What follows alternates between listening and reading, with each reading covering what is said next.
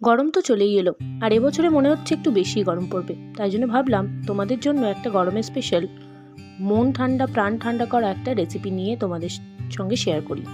তো আমি তো রেসিপিটা বর্তমানে বেশ ট্রেন্ডিংয়েই যাচ্ছিল, সেটা দেখেই ইন্সপায়ার্ড হয়েছিলাম। ভাবলাম চলো সহজভাবে তোমাদের সঙ্গে শেয়ার করি। প্রথমেই দেখো, দুধ একটু জাল করে নিচ্ছি, আর তার সঙ্গে 2-3 চামচ কাস্টার্ড পাউডার, এটা ভ্যানিলা ফ্লেভারের ছিল, এটা গুলে নিয়ে দুধের মধ্যে দিয়ে একটু নাড়িয়ে নিচ্ছি। এদিকে একটু সাবু ভিজিয়ে রেখেছিলাম, সেটাকেই জাল করে যে স্টিকি ভাবটা, ওটাকে ধুয়ে ফেলে ছেঁকে রাখছি। আর কিছুটা ফলও কেটে নিয়েছিলাম।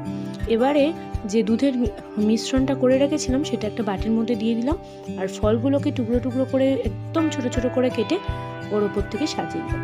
আর তারপরে ফাইনালি যে আমি সাবুটা ভালো করে ধুয়ে রেখেছিলাম সেটাকেও দিয়ে দিলাম। সব কিছু শেষে একটু ডেকোরেট করে দিলাম, আর এটাকে ওই ঘন্টাখানেকের মতো নর্মাল ফ্রিজে রাখলেই আমাদের কিন্তু বিকালের ডেজার্ট রেডি। আর এটা কিন্তু খেতে